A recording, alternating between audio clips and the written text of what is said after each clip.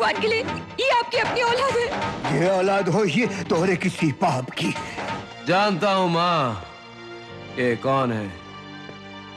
मेरे जालिम बाप के जुड़वा भाई। नवाब शिराजी की नाजायज औलाद हूं मैं, लेकिन वर्दी मेरी जायज है। जगन्नाथ सिंह के अत्याचारों की जिंदा मिसाल हूं मैं खुद। 10 अप्रैल 1998 को रिलीज फैमिली म्यूजिकल ड्रामा और मिस्ट्री से भरी किला में लीड रोल में दिलीप कुमार, रेखा, मुकुल देव, सतीश कौशिक, ममता कुलकर्णी, गुलशन ग्रोवर और शाहबाज खान के अलावा कई और कलाकार नजर आए थे। फिल्म के डायरेक्टर थे उमेश मेहरा, प्रोड्यूसर थे परवेश मेहरा, स्टोरी राइटर और डायलॉग राइटर थे हुमायूं मिर्जा के साथ उमेश मेहरा, संगीतकार थे आनंद राजानंद। तो गीतकार देव कोहली के लिखे 6 सॉन्ग रखे गए थे। सभी सॉन्ग में बतौर प्लेबैक सिंगर आवाज दी थी मोहम्मद अजीज, उदित नारायण, अमित कुमार, साधना सरगम, अलका याग्निक, आशा भोसले और पूर्णिमा ने। वाह भाई वाह, वाह भाई वाह। प्रेम है राधा, प्रेम है मीरा, कुर्ते की पैया को ऊपर चढ़ाई के मस्ती में रहते हैं पनवा चबाई के। खाई है मेहंदी वाली रात अपने घर खुशियाँ। या ये अखियां मिल गई, अखियां बन गई दास्तां।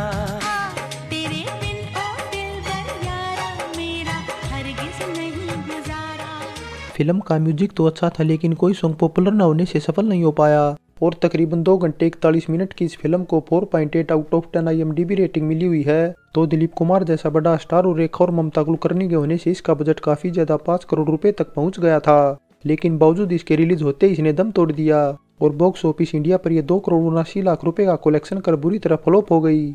खराब कलेक्शन का अंदाजा इसी बात से लगाया जा सकता है कि ओपनिंग डे पर यह केवल 35 लाख रुपए और हफ्ते भर में अगर 1 करोड़ 2 लाख रुपए का ही कलेक्शन कर पाई तो वर्ल्ड वाइड भी इसका कलेक्शन 3 करोड़ रुपए के आसपास ही पहुंच पाया था।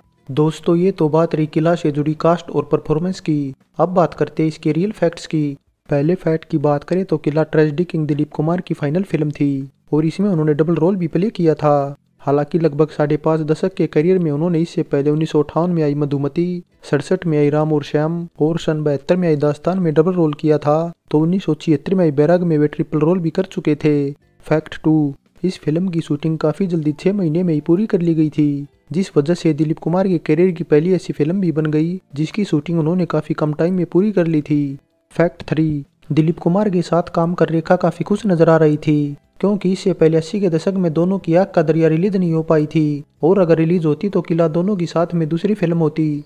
फैक्ट 4, अगर गेस्ट अपीयरेंस को छोड़ दे तो मसाल और कर्मा के बाद दिलीप कुमार और अनिल कपूर इस फिल्म के जरिए एक बार फिर बड़े पर्दे पर साथ नजर आने वाले थे, लेकिन कुछ तो स्क्रिप्ट और कुछ फीस को लेकर फिल्मकारों ने उनकी जगह केवल कुछ फिल्म पुराने मुकुल देव को साइन कर लिया। हालांकि मुकुल ने उस टाइम अनिल की केवल यही फिल्म नहीं बल्कि नाना पाटेकर के साथ वाली एन चंद्रा के डायरेक्शन में बनी वजूद से भी उनका पत्ता साफ कर दिया था। और मुकुल के अलावा एक और शख्स जिसकी उस टाइम बड़े बैनर की फिल्मों में लॉटरी लगी वो थे उभरते संगीतकार आनंद राजानंद, जिन्हें उस टाइम किला के अलावा टीनू आनंद के डायरेक्शन में बनी मेजर साहब जैसी फिल्म भी मिल गई जिसका उन्होंने भरपूर फायदा भी उठाया था।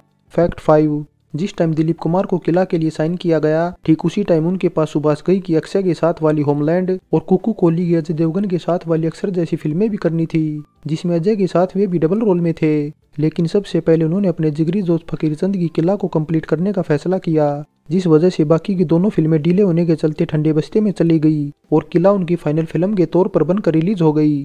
फैक्ट 6, फिल्म बुरी तरह फ्लॉप होने के बाद मुकुल देव और ममता कुलकर्णी का रिएक्शन सबसे पहले सामने आया। उन्होंने बताया कि साइन करते टाइम मेरा भैया द्वारा सुनाई गई स्क्रिप्ट समझ न आने से वे काफी कंफ्यूज हो गए थे, जिस वजह से एक बार वे इसे रिजेक्ट करने की भी सोच रहे थे, लेकिन दिलीप कुमार के साथ होने से उन्हें फिल्म करनी पड़ी क्योंकि इस मौके को वो हाथ से कतई जाने नहीं देना चाहते थे।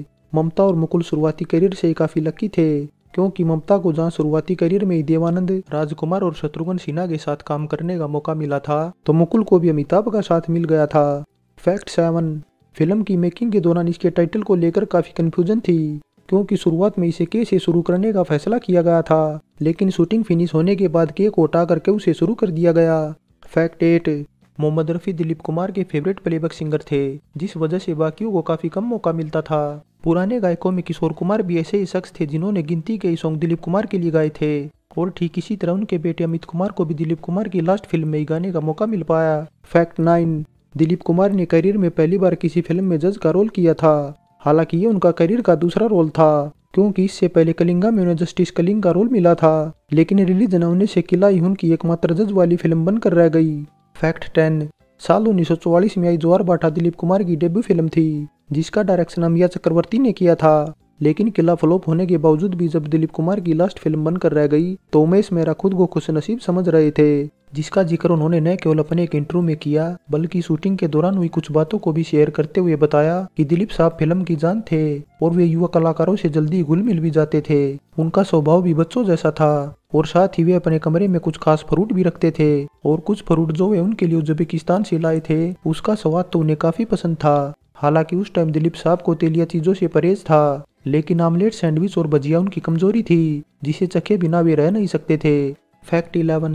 फिल्म की रिलीज के बाद एक मैगजीन में दिए इंटरव्यू में जब दिलीप साहब ने मुकुल देव की एक्टिंग की तारीफ की तो उनके पास बयान करने को शब्द नहीं थे, क्योंकि उन्हें यकीन नहीं हो रहा था कि दिलीप कुमार ने उनकी एक्टिंग को लेकर उनकी तारीफ की है। दोस्तों, ये तो बात रही किला से जुड़े नॉन फैक्ट्स की। अब बात शूटिंग लोकेशन की करें तो इसकी शूटिंग मुंबई के Natraj studio, Filmistan studio, Filmalaya studio, Chandivali studio, Kismat bungalow, Neemrana fort, Sarika palace और हैदराबाद के रामोजी फिल्म सिटी में की गई थी। शूटिंग लोकेशन के बाद अब बात साल 1998 की टॉप 5 फिल्मों की करें तो उस साल कुछ कुछ होता है टॉप पर थी। नंबर 2 पर थी प्यार तो ना ही था, 3 पर सोल्जर, 4 पर बड़े मियाँ छोटे मियाँ और नंबर 5 पर प्यार किया तो डरना क्या थी तो किला 37वें नंबर पर थी। टॉप 5 फिल्मों के बाद अब बात 44 में फिल्म फेयर में किला द्वारा जीते अवार्ड और नॉमिनेशन की भी कर ली जाए तो न तो ये कोई अवार्ड जीत सकी और न इसे कोई नॉमिनेशन मिला था। फाइनली दोस्तों, अगर फिल्म का मर्डर मिस्ट्री प्लॉट अच्छा था तो सस्पेंस को भी डायरेक्टर उमेश मेहरा ने अच्छे से मेंटेन किया था। लेकिन तकरीबन 76 साल की उम्र में दिलीप कुमार का स्टारडम वैसा नहीं रह गया था जैसा 50, 60 या 70 के दशक में था। हाँ, अगर पब्लिक को ये पता होता कि ये दिलीप कुमार की फाइनल फिल्म है तो जरूर हो सकता था कि ये अपना बजट रिकवर कर लेती। और दोस्तों, अगर आपको हमारे द्वारा दी गई जानकारी पसंद आई है तो लाइक, कमेंट और शेयर करने के साथ चैनल सब्सक्राइब जरूर करें।